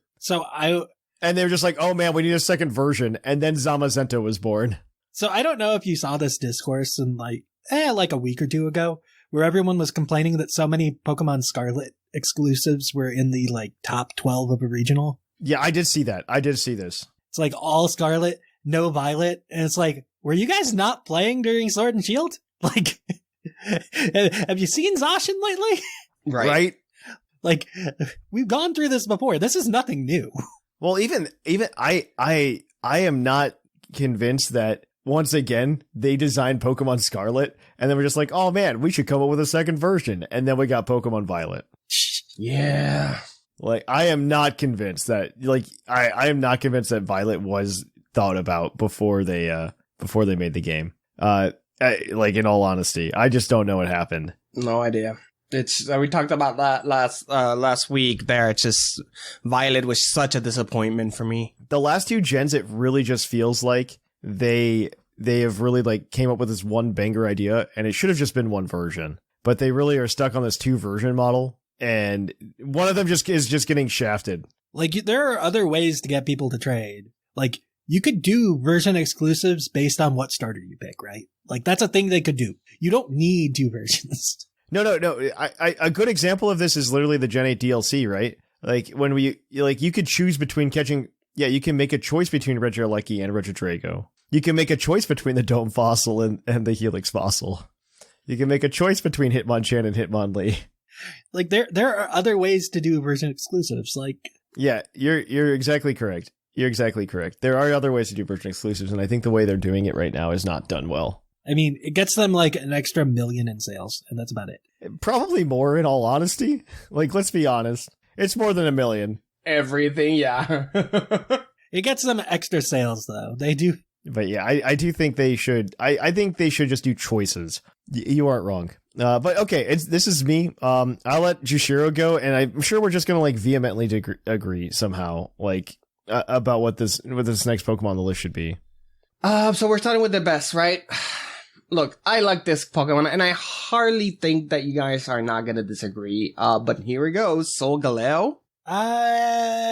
It's fine. Okay. I think Solgaleo for top 3. I mean, from design wise, I think it's a cool design. Don't get me wrong. It has a very cool design. I think there are better legendaries. Yes, more recent. I agree. Okay, I agree. No, I like this. Let's disagree. I think there are better legendaries earlier on. Okay. Yeah, I think Solgaleo, like, again, is like B+. It's very mid. I think Lunala's better, but I think Lunala is also B+. Oh, interesting. Because I did get but I think they're both I think they are good designs. They are good designs, they're just not the best designs. Like, I think the Tapus carried the legendaries for that generation. Okay, so my bottom 5 then. Which one? Man, there's so many bad ones. There's so many bad ones. You're not wrong. You're not wrong. Pick your favorite. Pick your favorite bad one. Okay, so if we're gonna have to, let's just get these out of the way. I guess the new Okidoki, Monkidori, Fizzandipity, but if I have to choose one of them, I will go with Monkidori. I know that technically he's the most useful, but design-wise, he just hurts my eyes. I wouldn't say he's the most useful. Oh, okay. He's the most straightforward, not the most useful. Oh, okay. I really was. I love the names. The names are, for me, the best part of them. I think that's the worst part of them, but continue. I like the names. Yeah, I like the names. I love it when they get that punny. I'm just sad Petrarunt wasn't Peachy Keen, but you know. I like when they get really punny, so I love the names. I don't like the designs. I specifically really don't like Monkey Dory. He kind of looks like a fetus. You don't like the monkey butt? You know, I don't disagree with you. I mean, I think there's a lot of other bad legendaries, but I don't know that I can rank them. Like Enamorus exists now, which is right. You know what? You know, I'm okay with like Monkey Dory, especially specifically. Yeah. I think Pheasantipity is like a disappointment, as like we were all hoping for a good Poison Fairy, and then we got that. They gave it Technician with like 2 moves that it works for. It's so bad. Yeah, okay, Like Pheasantipity is my choice, but I'm okay with Monkey Dory. I really want to know what's behind. We need to do an episode. Note this that if we haven't already done an episode on how they come up with the moveset and which abilities it could learn and can't learn and all that stuff. Because sometimes it just... We have not done that. That would be fun. Doesn't make sense. It doesn't make sense. That would be a fun episode. I'm into that. Right. Like, why did they decide to give it Technicians and then just only 2 moves? Abilities that don't work. A Pokemon with abilities that don't work, yeah. Or why in the first gens, why do you make Rapidash physical and give it no real physical? Honestly, that could be a series of episodes where you're just like, this Pokemon doesn't work, here's why, and what to do to fix it. Right. It's like, there's so many questions. Flareon, why did they decide Flareon to have attack be its main stat and then have nothing to give it back when there was nothing? For 5 generations. Right. You know, it's that I really want to be a fly on the wall to figure out how they make these decisions. Well, Sigma, we're going to move on to you. We got to get a favorite legendary here. All right. So I'm stuck between an earlier guy and a later guy, and we actually have like a mix right now of early and late gen Pokemon. We have a healthy mix, actually. I don't think we have anybody in the middle, honestly. That's because we pretend that Gen 5 and 4 don't exist, and Gen 6 doesn't have lore. So, you know, that's why. Like, no one's here saying Palkia is their favorite Pokemon. Especially when a better water legendary was in the generation before that did everything a water legendary wanted to do. So you know what? Fine. I will. It was tough between Koraidon and Kyogre, but I think I'm going to nominate Kyogre. because it's everything a water legendary should be. It introduced weather, and it actually worked with its weather, unlike Groudon. Right? Like, that's where I'm at with it. Did you know also when you catch Groudon in Pokemon Scarlet and Violet, its Terra type is fire? It's fire Terra type. It has a fire Terra type? Yeah, that's cute. Like, it took them over a decade to fix Groudon. I do love Kyogre. I love Kyogre. But this is the same generation where Rayquaza exists. Yeah, but Yeah, right? But Rayquaza isn't as cool and doesn't, like... How dare you? Rayquaza has too much lore that contradicts, too. I think Kyogre is cooler than Rayquaza. I think Rayquaza was... the lore is actually pretty cool, too. I'm a big fan. I like simple lore, too. I appreciate that. Like, Kyogre's simple design, it's like mono water, but it rains. And that's all it needs, which means it can use thunder against other water types. Like, that's so good. I do like Kyogre. Fair. That's fair. It's very simple, but it works. I do like Kyogre. Okay, I give in. I like Kyogre. I think Kyogre's a and good it has choice. Ice Beam for dragons that would also resist its water. Like, it's very well designed. Primal Kyogre was also cool. Yeah, like it was fine. It wasn't my favorite thing in the world, but it was a nice addition to it. Right. And like the next gen, they tried to do a water legend again, and I think they decided to stop trying to do that because it didn't work. Sorry, Palkia, you are not the water legendary. You are the weakest link. Well, okay, that's our list then. Oh, we do have 5 and 5. Yeah. Do we keep going or do we want to have any like maybe we should consider this? Like oh, I mean, is there anybody you think that maybe we should consider? Because I'm actually really okay with this list on both sides. So top Ogerpon's really good. I feel bad. Yes, I love Ogerpon. Yeah, I don't know. I think it's overhyped. I think it's like, I don't know. The way I feel about Ogerpon is like, I feel like in terms of lore and hype, I think it's like a watered down Charizard and how much hype it's getting from the community. It is really good. I don't disagree. I like it because it has an actual character. And it has lore behind it. That's true. I don't know. I just see it as like I don't know. Like I think of like thinking of like Urshifu and Calyrex and Ogerpon and Terrapagos. Yeah, but this is like the best version of those. I know, but well, so like they're all technically legendary, but in my brain, I just can't fix it. It's just them making mythicals not bad. Yeah, like that's how I imagined that set of Pokemon. And also, like, I always thought those, ever since Urshifu and Kung-Fu and all these that come in DLC, I've always looked at them more as mythical than legendaries. I know I'm wrong, but that's how my brain was working. I'm like... No, I agree. No, Jushiro, you and I are one mind on this. Like, I know they're legendaries, but in my mind, I'm like, this is just how they're making mythicals not suck. The other thing I wanted to mention was Koraidon. Koraidon is a cool Pokemon. Just because it's a ride Pokemon. It is a cool Pokemon. Koraidon, like, is a good story Pokemon, like, kind of like Cosmog. It's like the best version of the Pokemon. And Koraidon is better. Koraidon is better than Miraidon. It is better than Miraidon. Like, that is statistically factual. Yes. I've been this close to just buying Scarlet. Just to play it. Koraidon has a lot of character. I love Violet, but I know I could be doing better. Kind of like that meme with Pedro Pascal. It could be better, and it could be Scarlet. Yeah, like those are the two shoutouts I'd have for the top. Yeah, my shoutouts would be Yveltal. Yeah, for top would be Yveltal because I just love its design. If it had lore, I agree. I was gonna say Gen 6 doesn't have lore, and that's a problem. If Gen 6 is like, there's one guy outside of a cave that just tells you all the lore for the region, and that's it. That's the lore. But yeah, my two ones that I would throw in there would be that one, and of course, Giratina. Because it's the Lord of the Underworld. Giratina's fine. But that's it, yeah.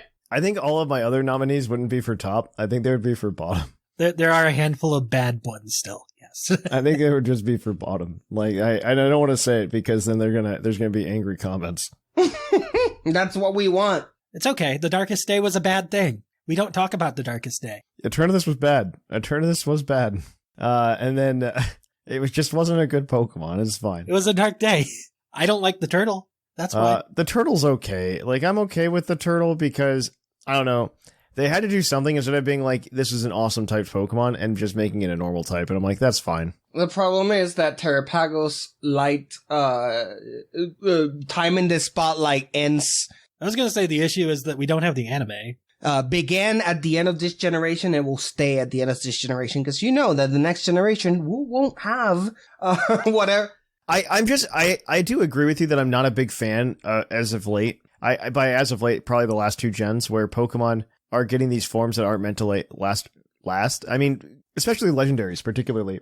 I guess it's the last 3 gens, because we didn't really get that in Gen 6. 4 gens. We didn't. Gen 6, we had Megas or Primals that don't exist anymore. Yeah, but we didn't, like, there were no legendaries that were just like, we're legendary because, and we have this form that's like really cool to make us even more legendary. Outside of, I guess you could. Right. It's like Diancie. Though that's not a legendary, but Diancie's useless now. Yeah, I guess you could consider like Mega Rayquaza in that camp to some extent. But like you think of like Ultra Necrozma. Yeah, Gigantamax Eternatus that we never got. Eternatus, Gmax Urshifu's. And now we've got Gmax Urshifu's. We've also got we got Terrapagos now that is I mean, essentially the Pokemon is conceived as being stellar type. It's just never going to be able to do that ever again in like 2 years. Unless they keep Terra, which Terra's a good mechanic. Like, I could see them keeping it. I feel like us saying this is just like real bad cope, and the history of the Pokemon franchise tells me it's not going to happen. Yeah. If they were to keep it, I would not complain. It is a solid mechanic that makes sense. Yeah, and if they were to keep Mega Evolution, I would not complain either. Like, I think that's like, it's just not going to happen. Like, as much as I want it, I would be fine with it happening. I just don't think it's going to. I don't know. It's one of the problems I've just had with Pokemon in the past, almost a decade now, is that they're like, oh man, we want to make these cool gimmicks, and then we just don't want to support them anymore. I mean, I'm okay with not supporting Z moves, but you know. Yeah, I don't. It's just like, guys, then nothing's permanent, right? Because we have this conversation, right, where we're just like, yeah, Terrapagos is going to suck next year, though, and that's kind of like where we are. I mean, I appreciate that Ogerpon's still solid without the terraforms, right? Yeah, no. I mean, it'll still get its forms. Correct. Ogerpon is an example of a Pokemon that is excellent no matter if we lose those terraforms. It'll still have its forms. It just won't have its terrestrialization. Like, and it's still fine. Like, also the way terrestrialization works for Ogerpon is the way terrestrialization should work for everybody. Just saying. I mean, it was a good use of terrestrialization. I wish more things used that form or that style. Yeah. One last thing is the all these generational and location specific gimmicks are fine and dandy if we ever get that magical end of the rainbow treasure of a huge Pokemon game that includes multiple regions. And then whenever you move to fly to that other region, you can get those, that would be an interesting way to handle that. I think it would be, I think there's a chance that we get something, maybe, I don't know, like Gen 10 is happening, right? It's Gen 10 and the 30th anniversary potentially. So something might happen. Because I do like it in the anime. I've always liked it when they go like, yeah, no, you're in Alolan now. The Pokemon here, they, I forgot what was Logan's gimmick. I think it would be cool to have a choice of what bracelet you're wearing for the power up, right? I think that could have been fun. That could be fun. Like, you only got one. You don't get to ash it. You don't get to slam it down with your Z-Ring and your Dynamax band on the same arm with a Mega Bracelet on the other, or whatever it is. That would be cool. Like, if your trainer could equip a gimmick and then you get to choose a gimmick, that would be fun. It will make the freaking meta a mess, because how would you choose between a Mega or a Gigamax? You will always choose Mega, of course. But it would make the meta hell, but that would be interesting. The stat buffs for Gmax are kind of good sometimes. Well, I don't want to keep belaboring this, but our list, for those of you at home, is the top 5. We've got Chien Pao, Mewtwo, Tapu Koko, Ho-Oh, and Kyogre. I like that way it's Gens 1, 2, and 3. And then in our bottom 5, we've got Cosmoem, Mesprit, and probably friends, Virizion, Zamazenta, and Monkey and friends. Let us know at puclpodcast@gmail.com what your favorite and least favorite legendaries are. We look forward to reading those. All right. Well, on that note, though, guys, we're going to kick it on over to our Pokemon of the episode. We'll catch you on the flip-flop. Poke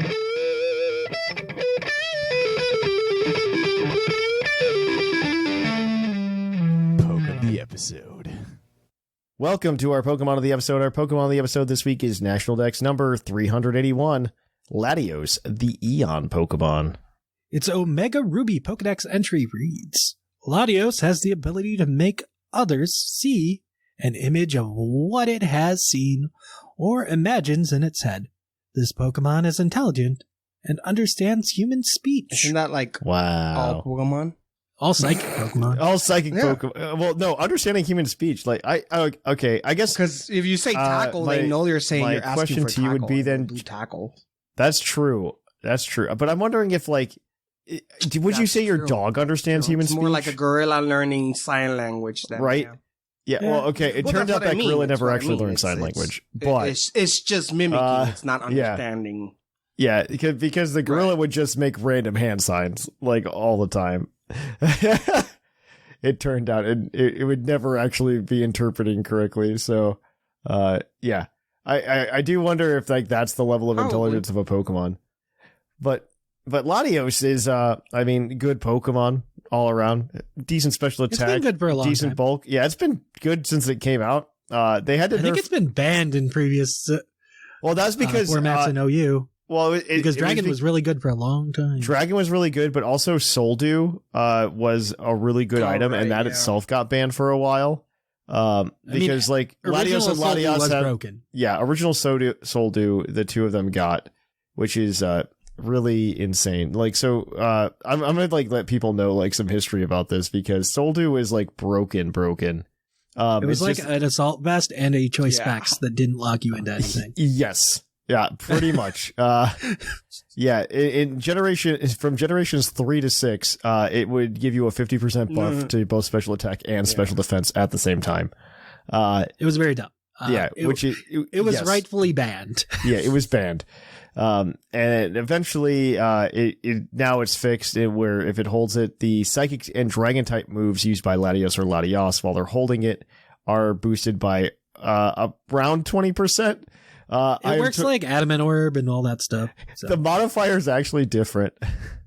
The modifier is instead of 20%, the specific multiplier is it multiplies it by 4,915 dividing by 4,096, which is not 20%, but it's a very weird number. Why they did it, I don't know. It's fine.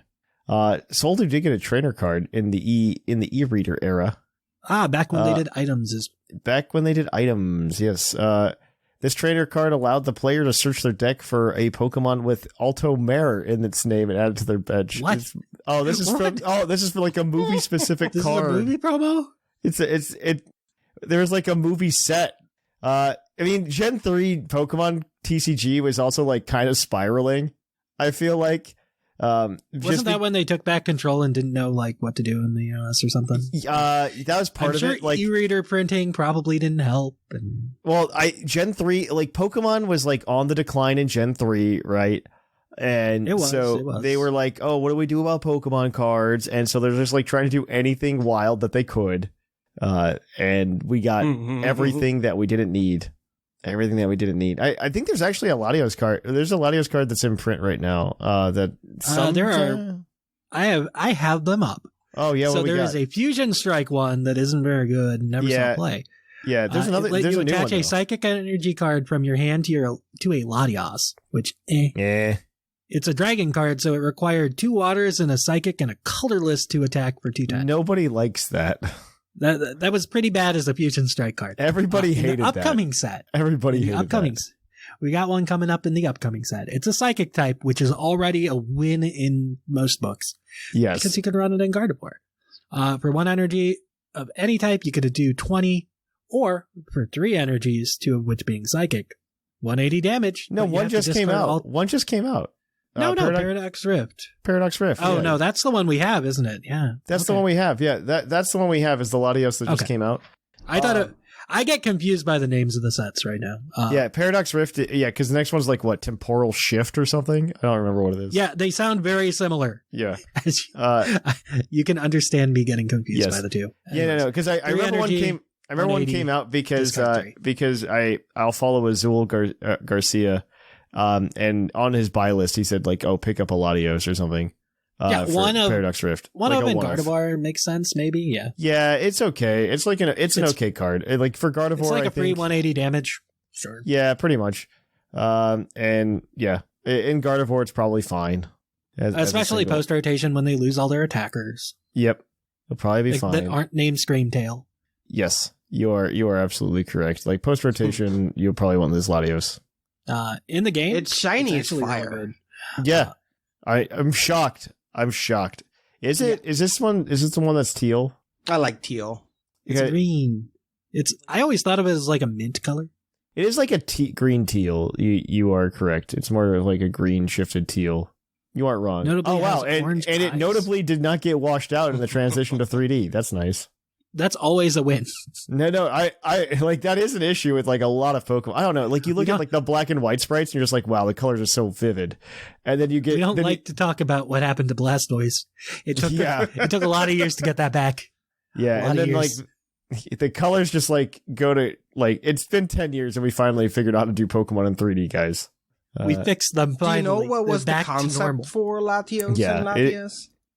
They did a jet plane, but it used to be combined with Blaziken, actually. Yeah. Oh yeah, way back beta design. The beta design was essentially like a fusion between Latios and Blaziken, and then eventually they split that into two different Pokemon concepts.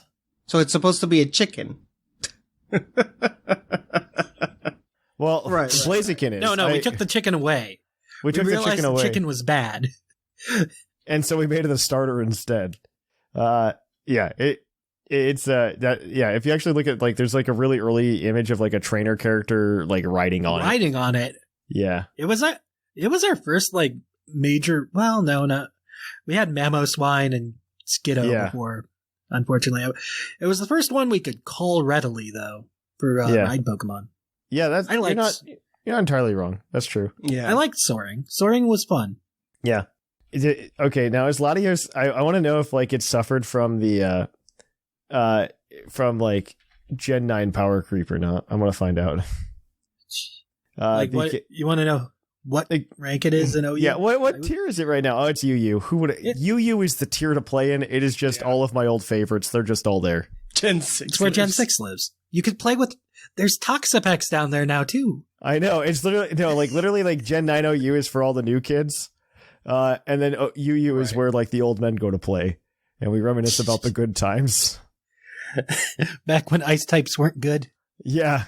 I mean, the way to play it is not much different like now than it was back then too. It looks like it's just like, you slap a Soul Dew on it, or a Choice Spec, or a Choice Scarf. And if you're not choiced, you can play Calm Mind for bulk, or you just play a bunch of moves because it gets a bunch of moves. It did get Flip Turn this gen, which I think we mentioned. You can get out of there. It got U-turn. Yeah, it got a switch. So good. It got a switch move, which is great. It is worse U-turn, but it is U-turn. Yeah. Luster Purge actually got a buff this gen too, up to 95 base power, which is great. So it makes it useful over 70. Psychic. Yeah, so it's better. It's better than Psychic now, so you can run Luster Purge. And I mean, you run Draco Meteor. Why not run Draco Meteor? Do you remember the days of Gen 5 Draco Meteor? Yeah. I vaguely do, but I do. Yeah. It was dark times. This is pretty much what I would do. That's what I would do. I would just, run Draco Meteor, Luster Purge, and then probably Flip Turn for some kind of out. But you do get access to like, because it's a legendary dragon type, you get access to like Thunderbolt, Shadow Ball, Aura Sphere even. Aura Sphere is really good for dealing with things. Yeah, it depends on namely Steel types. Steel types, which wall. You'll have to take a look at the team composition that you have, that you want to put a Latios on, and you'll have to go ahead and decide whether or not which move is for you. But other than that, those are the stories I have about Latios. Latios is just a fun Pokemon. Yep. I think it's most commonly like Terra Steel. Terra Steel or Terra Dragon. Terra Dragon to relive the glory days of Draco Gem. Yes, exactly. The Gen 5 glory days before Fairy type existed. Oh, Fairy type. All right. Well, that's going to be it for our Pokemon of the episode. We are going to kick it on over now, guys, to the mailbag. It's mail time! Send in your emails! Mail! Welcome to the mailbag. The mailbag is the part of the show where you email us at puclpodcast@gmail.com and we read it on the show and hopefully have a good discussion about it. We are going to go ahead and jump right into these emails, though, right after the sponsor of the segment, which is the energy drink Green Toros, the energy drink that gives you hooves. Hooves! We'll give out the Green Toros badge to anybody who we deem worthy. I wonder how many people understand the reference of Green Toros nowadays. Like it's been a long time since we've like talked about the source material for that, but that's okay. Last week you were asked about Paradox Pokemon, and we're ready to jump into some emails about those. Our first one this week is going to be Tia, and I believe Sigma wants to read this one. Oh, what's up, Puckle Crew? Iron Tia here with my thoughts on the Paradox Pokemon. Scarlets are very good. A lot of variety. I think just like real animals in our distant past, there was a lot of different designs fit for different purposes. My favorites are Neck Raikou and Sandy Shocks. The Neck Raikou is good. I think Sandy Shocks is the most interesting of all of them, because it's the one that I'll still point to and be like, maybe Sandy Shocks didn't exist in the past. I'm just saying. There's screws there, guys. There's screws. When you think about Legends Arceus, and you know that Magnemite and Magneton are in distortions, but Magnezone is out there flying in the wild. Isn't that weird? Isn't that weird too? What's going on? Like, it's already a Paradox Pokemon because they're from the future, but Magnezones came first. That is the paradox here. We know Magnezone is an ancient Pokemon. Yeah, one of these things is not like the other. The designs all have a sort of primitive feeling. On to Violet's. Oh, Violet. My actual real hottest take is the future Pokemon look like a 3D artist took all the models and components on a 3D modeling program, made the textures as smooth as possible, and increased the gloss and shine on all the colors. Not to mention the unoriginality in the names. Poor designs, boring names have made this set of special Pokemon my least favorite of all time.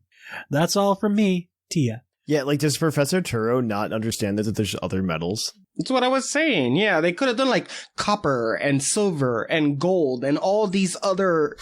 You can even make it like not even that basic, right? You could be like, oh man, this is iridium moth. This is titanium thorns. This is like, you could just choose so many other metals. I don't know. It just feels very phoned in when they're all iron. I blame Ferroseed and Ferrothorn for existing, because otherwise we could have had names like that. Oh, that would have been cool too. Yeah. We could have used Ferro. Unfortunately, we already have a Ferrothorn, so we couldn't have Ferrothorns. So now we have an Iron Thorns. They're different things. Yeah, exactly. Not the same, guys. Don't worry. One of them is good. It's fine. All right. Well, Jushiro, you're going to get this next one from Trash Panda. Okay, says, hey, Puckle Gang. Paradox Pokemon are some of the weirdest Pokemon I've seen in a while, and I feel I have some interesting opinions about some of them. For future reference, I have Scarlet. I do have to agree with the naming decision was weird. And the future Paradox definitely got the short end of the stick with everything using iron, as discussed. I do really like the way the future Paradoxes go to sleep, having all their lights turn off and shut down is really funny to me. And having their shinies be all chrome is cool. But they all should have had it to be the same. But they all should have had it be the same as the Pokemon they were based on, like the past Paradoxes. My favorite Paradox is Sandy Shocks in Scarlet and Iron Boulder in Violet. My least favorite is Screamtail and Iron Threads. To explain Sandy Shocks, I have always liked the weird, unconventional characters in-game. My favorite Pokemon is currently Chandelure. My Smash Brother main is Piranha Plant. And Sandy Shocks is just so strange and goofy looking. The way it walks is really unique, and its concept is just fun. Screamtail is boring and not very interesting, even compared with some of the future paradoxes not looking too different. They add hair and make it angry. I just don't understand. And bigger, I guess. For the future paradoxes, they are mostly based on looks, since I haven't played Violet. Iron Boulder just looks interesting, and I hate how Iron Thread's face is blocked by the trunk. Yes, I know it's basically the same as Donphan, but Donphan's trunk is connected to its face, whereas Iron Thread's has to come from the back, like someone put a piece of fruit leather on a robot. I don't really... Yeah. It's weird. It's not good. When I look at Iron Treads, I think, do you remember the show Cubics? Yes. Oh my, we've had this shared memory before. Continue. Do you remember the little robot bird thing called Don Don with the little robot face? That's what I think about when I think of like Iron Treads' face. I know that's most of the future Paradox Pokemon too. Is like it's supposed to be the future, but all of their eyes are just pixelated images. I think it's fine. I really don't know what they'll do for the next set of weird Pokemon like Paradoxes or Ultrabis, but it'll be exciting to see. I always listen to the podcast while walking to class, and occasionally find myself talking out loud as if it's part of conversation. See you all later, Ethan. Or Trash Panda 103 on the Discord. All right, our last email today is gonna be from VMAX Kiwi. Hello, Puckle Crew. Greetings from New Zealand. Firstly, thank you for your ongoing efforts and incredible content. I love the format of your show dearly. I got back into Pokemon through Sword and Shield after a long hiatus at the end of Gen 3 to focus on life aspirations. So it's been pretty incredible to play through the games over the recent years, and concurrently listen to your old podcast episodes to gauge the feelings of the time. It felt a little bit like time travel. Oh, that's... honestly, if you're going back to like Gen 6 and Gen 7, like those are probably okay episodes. It's a time capsule. As Gen 8 was revealed, there were some rough patches. That was a low point. That was a low point for sure. There were some emotions flying. There were a lot of emotions for like a year. Speaking of time travel, cough cough, a Paradox Pokemon. My initial thoughts overall were neutral. I wasn't mad about them, and it was intrigued to see how the concept would play out through the game. As a rehabilitated Gen 1er, I'm doing my best these days to critique Pokemon ideas after giving them a fair chance. Moving on from a dark past where I let ice cream Pokemon annoy me and live rent-free in my head, while having no issue whatsoever with the pile of sludge evolving to a slightly bigger pile of sludge. Garbodor did nothing wrong. It's the same thing as Muck, just like probably a better concept, honestly. It is only slightly. So now, having wrapped up Scarlet and Violet, I can say with conviction that I'm left with feelings of frustrations and confusions, kind of like poor Arvin. Mostly in relation to the lack of lore resolution, rather than having issues with the designs and basic concept of Paradox Pokemon itself. I kind of agree with this, actually, with how much detail they put into everything else to kind of just give us like this hand-wavy, maybe this is it, but maybe not, explanation for Paradox Pokemon was kind of underwhelming. Throughout the game and DLC, I waited for the purpose and lore around the existence of Paradox Pokemon to slowly be revealed, how they might tie into Heath, the Professor, and of course, what Terrapagos had to do with all of it. But I was only left with disappointment and the wild time travel / dream theory conspiracies running around in my head. I know Pokemon at times has left a lot to be left to the imagination, but in this case, I believe the lack of closure impacted my overall experience of the game. I feel as though solving the Paradox mystery should have been intrinsic to the storyline. Something we slowly discovered and worked through during the main game with the help of our friends and teachers, especially given how important the Area Zero device was to the generation's overall plot. Am I unfair in thinking we deserved a better explanation and proper closure? Meeting the professor at the Crystal Pool just annoyed me, frankly, and only further aided my confusion. I agree with this take. This is like 1000% my take. Like there's nothing I would change about this take. It created another paradox. Yeah, right? Because you have the key to the time machine now. I know Pokemon at times... From a design standpoint, I think it's clear that Scarlet had the better options. Due to being able to leverage the uniqueness and chaos of past times, I love... Like, we're only reading 3 emails, guys, but all of the emails we receive this week have the exact same take about Scarlet just being better. Yeah, it's hard to deny. I feel that Violet designs and dull names were just a basic commentary on a streamlined future where everything becomes efficient/optimized, but in the process loses its essence and creativity. That being said, why couldn't they have allowed the Violet designs to transform, or for the designs to tap into other futuristic ideas aside from robots? As soon as I captured my Paradox Pokemon in Violet, they more or less felt like they were left to rot in their boxes. I personally couldn't connect to them without the lore being resolved or to help give them meaning. I hope we'll get an explanation either through the anime or a Pokemon movie in the near future. However, I strongly believe we deserve for the Paradox concept to be resolved within the game itself. Overall, I appreciate that Pokemon continues to try and bring fresh ideas to the franchise. On this occasion, I didn't quite resonate with the execution, but who knows? When I get around to replaying the game and reminiscing on this generation in the future, maybe I'll focus on things that I enjoyed. The character development, the sheer amount of content, the ease of shiny hunting, and maybe even the unresolved mystery of the Paradox Pokemon. Anyway, thanks for reading my thoughts. I appreciate that all that each of you do to keep the Pokemon discourse positive and healthy. My Monday afternoon drive home from work while listening to Puckle is always an absolute highlight. Love from a far distant land, VMAX Kiwi. P.S. Excluding the box art legendaries, my favorite paradoxes are easily Raging Bolt and Iron Moth, while my least liked are 1000% Iron Jugulus and Iron Boulder. Scarlet better than Violet. Major regrets. Well, thank you for that one, VMAX Kiwi. Poor Iron Jugulus. Poor Iron Jugulus. It has a really cool card in the TCG. Like the art rare is very cool. I want to give the badge to VMAX Kiwi if everybody else is okay with that. Yeah.